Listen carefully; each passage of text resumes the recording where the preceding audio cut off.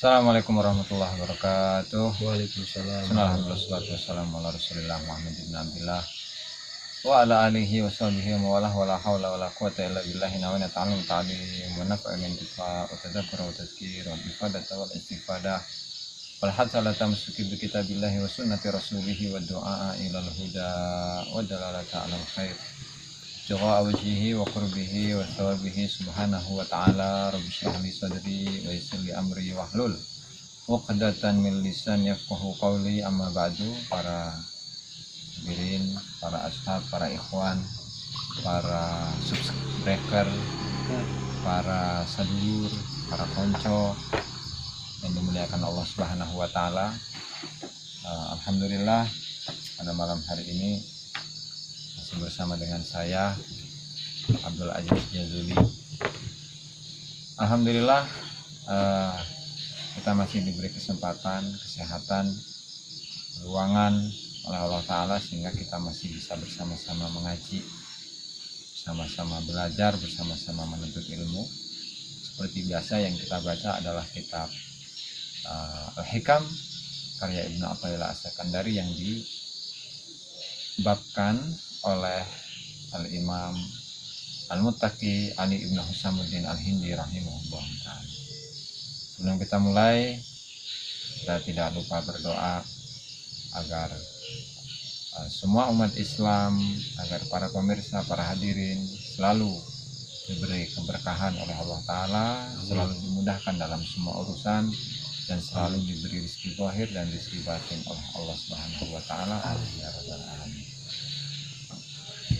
Sebelum kita mulai, mari kita hadiahkan Al-Fatihah kepada mu'alliful kitab, kepada Al-Imam Ibnu Athaillah As-Sakandari, kepada Imam Ali Ibn Husamuddin Al-Hindi, kepada para syurah, kepada para ulama, para masyayikh, para orang tua kita, para saudara-saudara kita muslimin dan muslimat ala hadhihi ya wa ala kulli niyatin shalihah wa ala man nawabihi aslafna shalihin ila hadratin nabi Muhammad sallallahu alaihi wasallam. Al-Fatihah. A'udzu billahi minasyaitonir rajim. Bismillahirrahmanirrahim. Alhamdulillahirabbil alamin arrahmanir rahim maliki yaumiddin iyyaka na'budu wa iyyaka nasta'in shiratal mustaqim shiratal ladzina an'amta 'alaihim. Macet jalan. Siapa? Qala al-muallifu al-imam Ibnu Athaillah As-Sakandari rahimahullah ta'ala wal imam Ali Ibn Husamuddin Al-Hindi fi kitabihi An-Nahjul Atam fi Tabwibil Hikam ila an qala babul hikam fi shalah ila an qala qayyadat ta'ati fi a'yanil awqat kay la yamna'aka anha wujudut tasbih wa wasa'a alaikal waqta kay tabqalaka hissatul ikhtibar. Qayyada ngiket sapa Allah at-ta'ati ing pira-pira ketaatan bi a'yanil awqati kelawan pira-pira bagian pira-pira waktu li alla yamna'aka supaya ora nyegah ing sira anha saking taat apa wujud taswif apa wujude penundaan wawasa'alan ngeluasaken sapa Allah alaika ing atase sira alwaqta ing waktu liyapa supaya tetap laka kedua sira apa hissatul ikhtiyari apa kesempatan milih. Jadi dua hikam yang kita baca ini masih pada kitabus shalah babul hikam fi shalah ya, bab yang menjelaskan tentang beberapa hikmah-hikmah yang terkait tentang sholat. Dan kita masuk pada bagian terakhir, tapi sebelum terakhir ya, karena di bagian akhir dari bab al-hikam fi shalah ini terdapat murasalah, surat-suratan itu antara mu'allif, antara Syekh Ibnu Athaillah As-Sakandari rahimahullah ta'ala dengan para sahabat-sahabatnya yang akan kita baca di pertemuan berikutnya. Oke. qayyadat ta'ati bi a'yanil awqat. Nah, kata Al-Imam Ibnu Athaillah As-Sakandari rahimahullah ta'ala, kata beliau, Allah ta'ala itu mengikat beberapa ibadah-ibadah ketaatan dengan waktu yang dibatas-batasi. Ya misalnya seperti sholat. Sholat itu ada zuhur, asar, maghrib, isya, subuh. Zuhur ada waktunya, asar ada waktunya, sampai subuh ada waktunya. Begitu juga dengan puasa yang wajib. Puasa yang wajib itu bulan Ramadan dari tanggal 1 sampai akhir bulan, bisa 29, bisa 30 hari. Waktu zakat fitrah misalnya, zakat fitrah itu mulai dari setengah akhir dari bulan Ramadan sampai sebelum dilaksanakannya sholat Idul Fitri. Kemudian itu zakat fitrah. Berkurban udhiyah ya, kurban haji kalau kata kita. Seorang yang berkurban itu waktunya itu harus setelah sholat Idul Adha. Itu sampai kapan? Sampai hari tasyrik. Jadi tanggal 10 setelah pelaksanaan sholat Idul Adha, tanggal 11, tanggal 12, tanggal 13 ashar. 3 hari ya? 4 hari dengan Idul Adha-nya. Kemudian apalagi tuh? Zakat mal misalnya, kalau zakat harta itu biasanya setahun sekali, atau kalau zakat tanaman itu sekali panen Setiap panen ya? Setiap panen itu mengeluarkan zakatnya 10% atau 5%. Kemudian haji, kalau haji itu tanggal 9 itu ya, mulai dari habis zuhur sampai subuh sebelum Idul Adha dan lain sebagainya lah. Semua baik itu ibadah yang sunnah atau ibadah yang wajib, Allah Ta'ala telah membagi-bagi waktunya gitu. Ada sholat ada puasa sunnah, puasa Daud, sehari puasa, sehari enggak. Bahkan ketika seseorang itu ingin melaksanakan puasa selama setahun penuh, itu ada hari-hari yang dilarang. Idul Fitri, Idul Adha, hari tasyrik, ada 5 hari gitu. Idul Fitri sehari ya Gus? Idul Fitri sehari doang ya. Tambah Adha 4 hari ya? Idul Adha, Idul Fitri, Idul Adha, kemudian tadi hari tasyrik ada 5 hari setiap tahunnya. Nggak boleh berpuasa di hari tersebut gitu. Kalau maksa itu gimana Gus jatuhnya? Kalau maksa puasanya jatuhnya gimana? Wah, haram dan nggak sah hukumnya. Juga seperti seorang perempuan yang dalam keadaan haid atau nifas, dipaksain sholat, dipaksain puasa, puasanya nggak sah. Puasanya nggak sah, sholatnya nggak sah, iktikafnya nggak sah kalau dia mau iktikaf. Apalagi megang Quran ya. Oke. Nah, di sini hal-hal yang disebutkan tadi itu merupakan batasan-batasan yang telah dibatasi oleh Allah Subhanahu wa taala dalam melaksanakan ketaatan. Nah, tujuannya apa?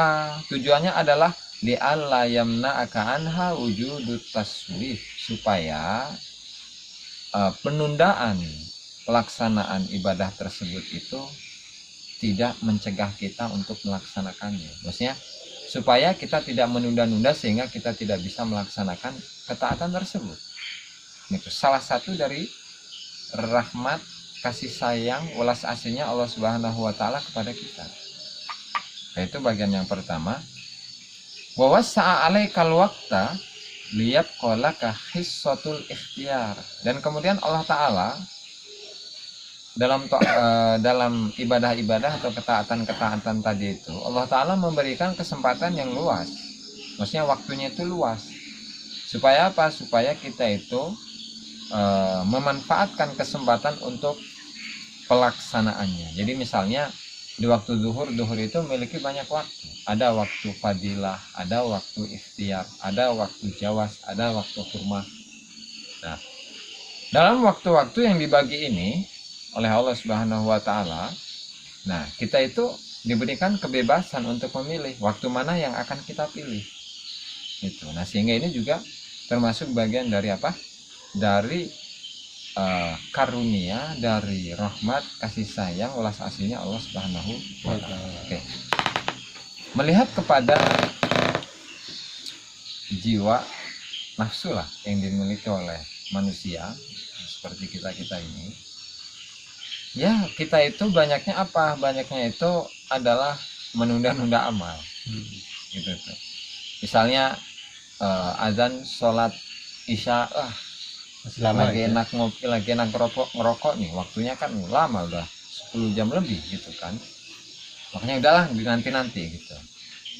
Nah, sementara keinginannya itu tinggi. Keinginan ingin jadi wali gitu kan. Ingin memiliki karomah, ingin bisa mukasyafah, ingin dekat dengan Allah Ta'ala, gitu kan. Ingin karomahnya itu bisa berjalan di atas air, Bisa ngilang gitu ya. bisa ngilang, Enak bisa kalau bisa terbang ngilang dan terus. lain sebagainya gitu kan. Iya. Kembang terus Wow. bisa ngilang tuh. Nah, nggak ke ini ya, nggak ketangkep sama CCTV itu mah. Iya.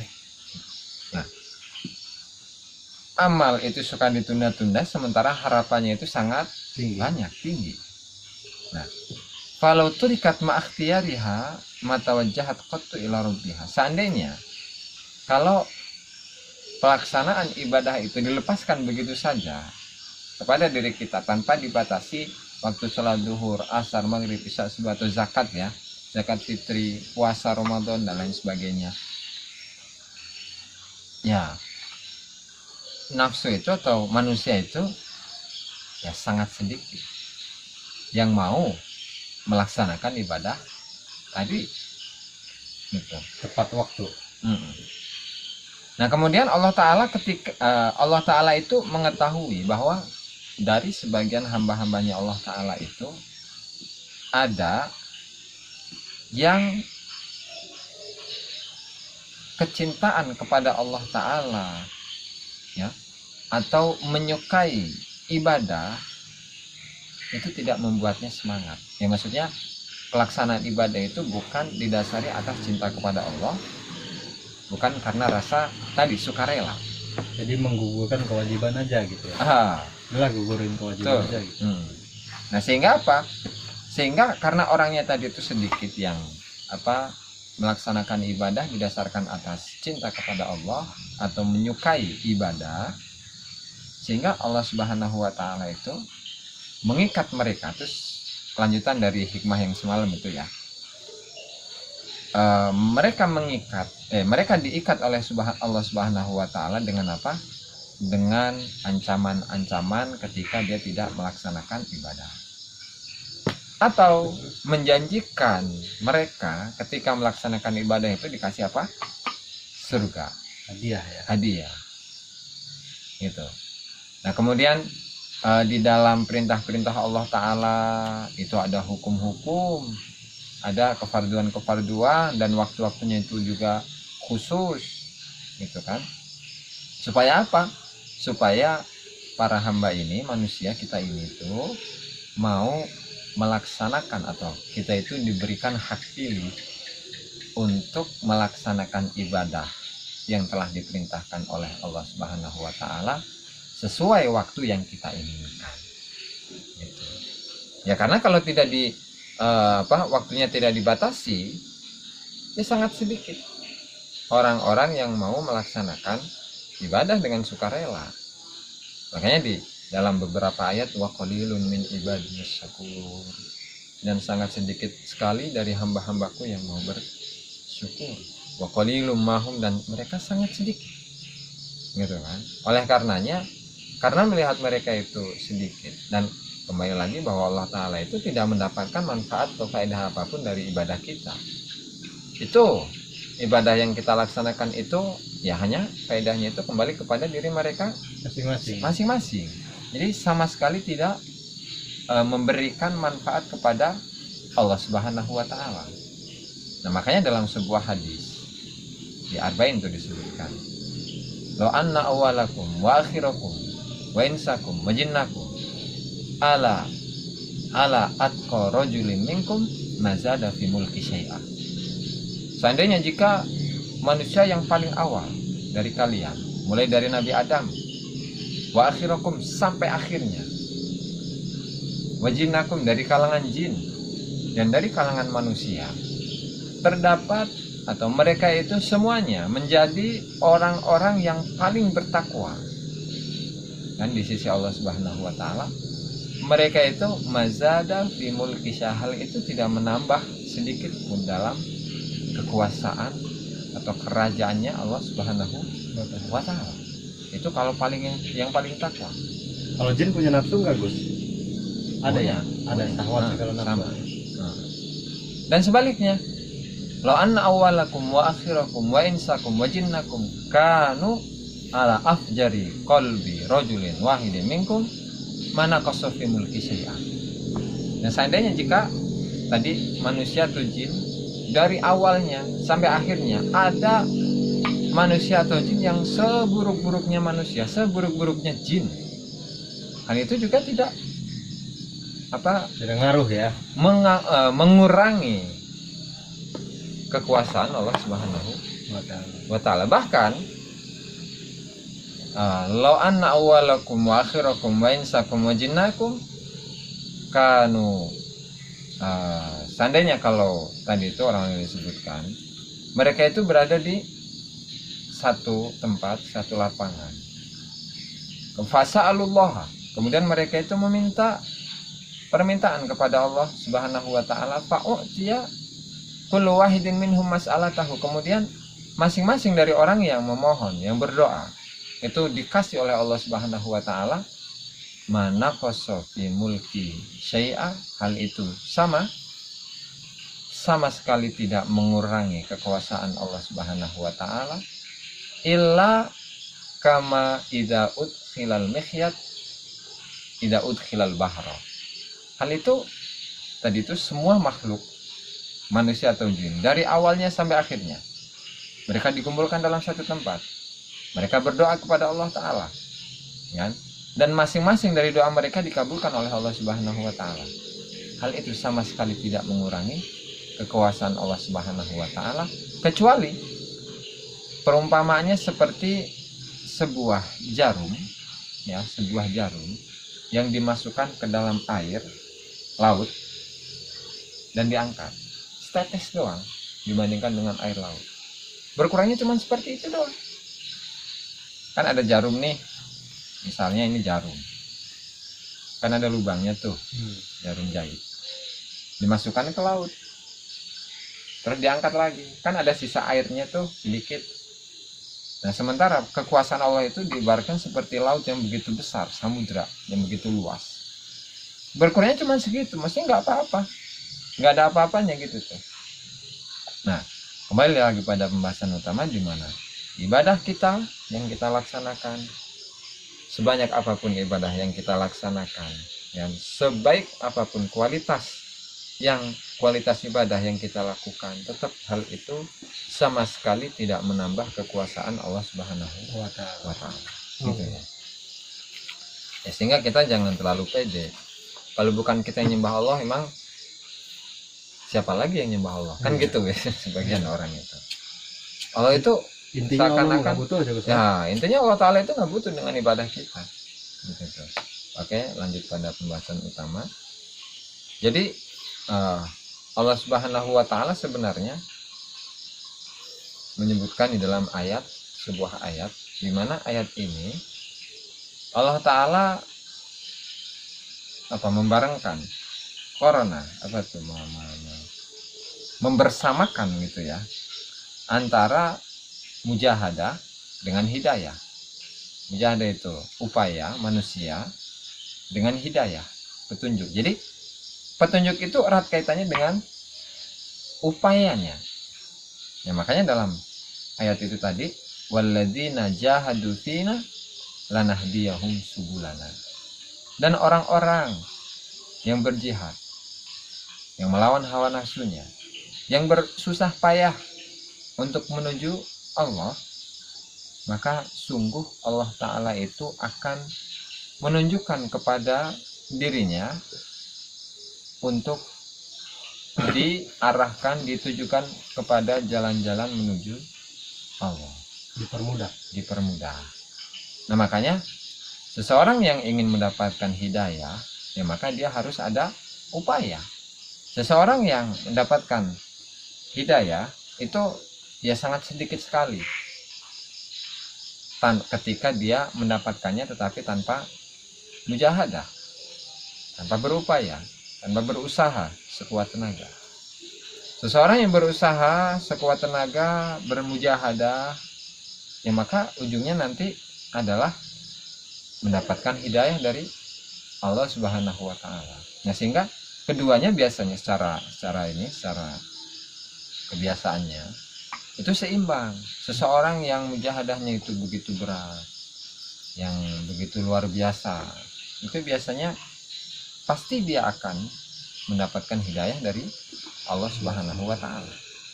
Tetapi orang yang tidak bermujahadah, orang yang tidak berusaha, tidak berupaya dalam melaksanakan ketaatan, dalam menjalani proses menuju Allah Subhanahu wa taala, jadi akan sulit mendapatkan hidayah.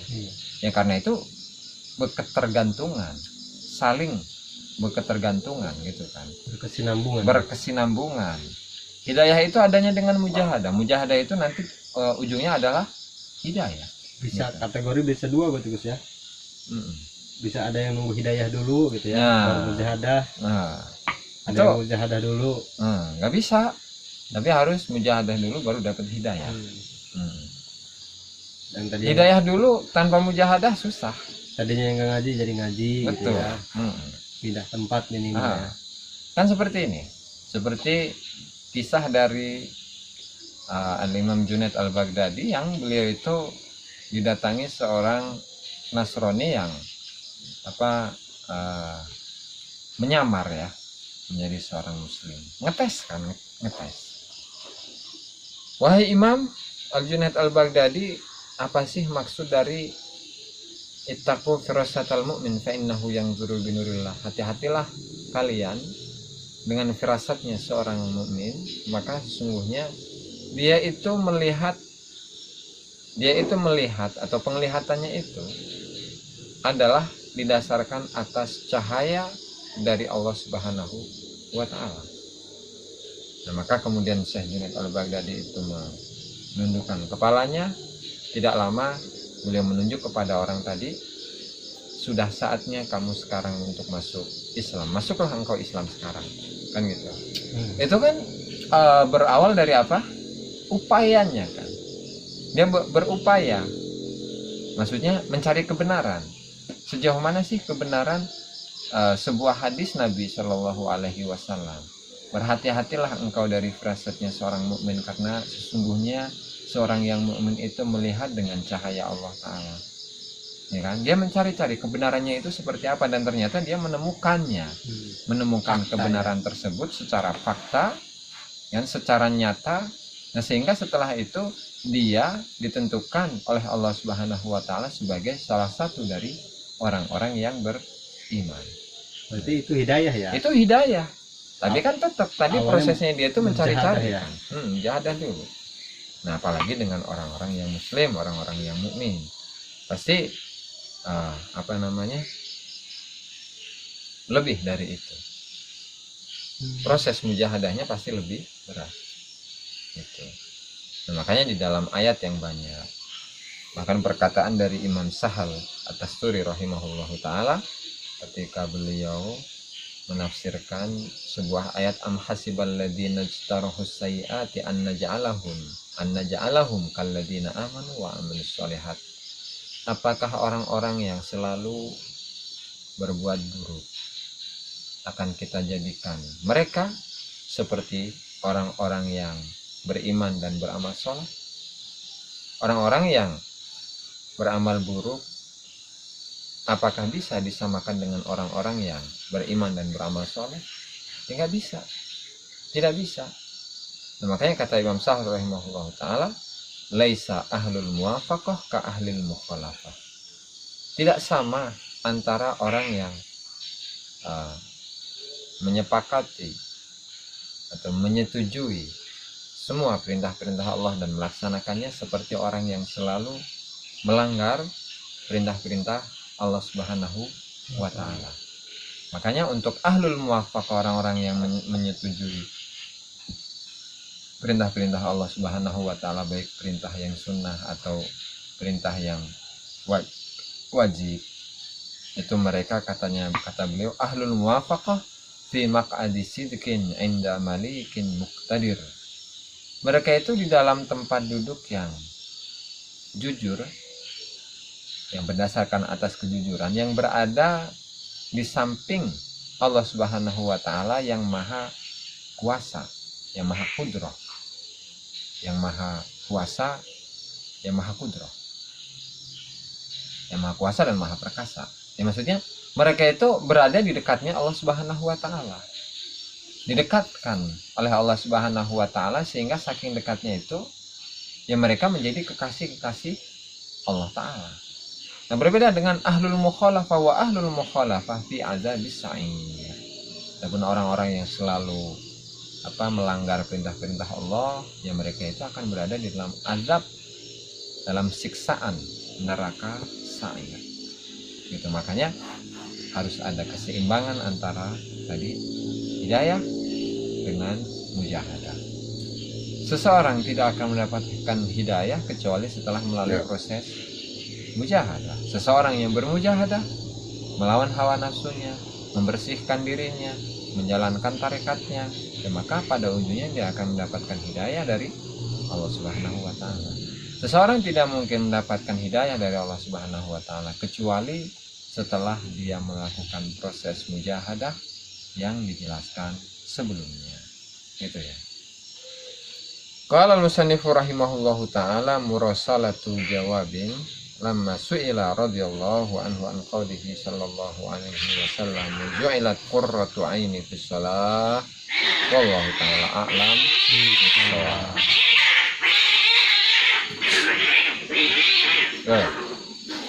Dengarlah para hadirin, para mustami'in, para iklan tuh. Iklannya ini dimuliakan Allah Subhanahu wa Ta'ala. Selanjutnya akan kita lanjutkan pada pertemuan berikutnya. Dan sebelum ditutup, mungkin ada unek-unek nih dari saudara saya Kang Majid. Silahkan. Itu yang unik itu tadi tuh, hati-hati dengan pancaran Firasatnya seorang mukmin. hati-hati dengan firasatnya seorang mukmin, karena firasat seorang mukmin itu adalah dari cahayanya Allah ya. Nah, itu maksudnya kategori mukminnya waktu itu kan yang diceritakannya kan Syekh Junaid ya. Betul. Seorang sufi besar ya. Apakah pancaran apa tadi? Pancaran apa? Isyarah. Firasatnya seorang mukmin. Apakah firasatnya itu bisa untuk semua orang mukmin? Apakah khusus ya? Jadi antara Islam dan iman itu beda ya. Kalau Islam itu orang yang Umum. Secara umum, yaitu melaksanakan sholat dan lain sebagainya ya, melaksanakan ibadah syariat lah secara umum. Tapi kalau mukmin kan orang yang beriman. Oh, tadi yang dijelaskan mukmin ya? Ya, ittaqu firasatal mukmin kalau redaksinya kan. Dan namanya mukmin itu berarti imannya itu sempurna. Kalau tidak sempurna ya bisa dikatakan kuat lah, bagus lah. Ibaratnya kalau dipresentasikan ya lebih dari 50% gitu keimanannya. Iman itu yakin ya Gus? Yakin. Iman dari segi bahasa itu adalah yakin. Berarti firasat yang tadi yang dijelaskan sama Gus Aji itu bisa akan datang ke orang-orang Islam yang keyakinannya yang kuat gitu ya? Betul. Ya, dengan kata lain, dalam cerita tadi itu contohnya orang mukmin ya Syekh Junaid gitu. Syekh Junaid kan Sayyidut Taifatis Sufi ya, pemuka kaum sufi, pimpinan ahli sufi, ahli tasawuf. Gitu kan, orang yang beriman ya seperti itu gitu. Contohnya makanya firasatnya beliau bahwa orang yang tadi berpura-pura atau menyamar sebagai seorang muslim padahal dia Nasrani, dia suruh masuk Islam, masuk, karena firasatnya mengatakan bahwa dia akan masuk Islam, makanya disuruh masuk Islam, masuk akhirnya. Kalau bahasa kerennya mah kasaf ya. Nah, kasaf, Kasaf ya. betul. Jadi berarti kalau yang itu kan zaman Sejunet, Ya. kualitas keimanannya. Kalau kualitas yang sekarang kan 55% kan udah lumayan, Oh, Gus. udah keren dong. Berarti itu udah ada juga kira-kira ya, kira-kira gitu. Iya, kurang lebih. Jika memang keyakinannya 55% gitu, meskipun gak 100%, Gus. Iya. Karena kan Setiap zaman, setiap bertambahnya masa, itu kan kualitas keimanannya pasti berkurang. ya tipis. Kenapa wali-wali Allah yang dulu mah kan lebih tafakur ke gunung-gunung, ke kebun-kebun. Karena waktu itu kan memang terus kesaktian. Ada kan waktu zaman ya, Tuh, zamannya. geser ya. Bahwasanya karomah wali Allah itu geser-geser kan? Geser-geser. Disesuaikan dengan zamannya. Zamannya. Sebagaimana mujizat disesuaikan dengan zamannya, maka karomah para wali itu disesuaikan dengan zamannya. Kalau zaman dulu itu dengan kesaktian, maka sekarang itu dengan kekayaan. Oh. Gitu. Berarti cara siar pun beda, Gus ya. Beda. Karena sekarang zaman multimedia, zaman kesaktiannya kayak gini nih, kayak handphone nih. Wali YouTube. Handphone kan udah ini ya. Udah sakti ini. Udah sakti. Dulu kan orang-orang tertentu yang bisa jarak jauh gitu ya. Sekarang kan bisa semua, bisa nonton ya. Ya. Betul. Kalau menurut saya berubah menjadi 10-20 kalah yang dulu Gus. Kalau sekarang Gus Aziznya di sini sendirian. Tapi di Ciamas bisa nonton, di Serang bisa nonton. Bahkan di Di Amerika Jakarta, Amerika bisa nonton. Teman-teman di Yaman bisa nonton. Bisa jadi banyak kan Gus Aziz kan? Bisa jadi. Tuh, Ya, pahalanya berlipat ganda tuh, udah Mas. punya karohman nih Gus Aziz.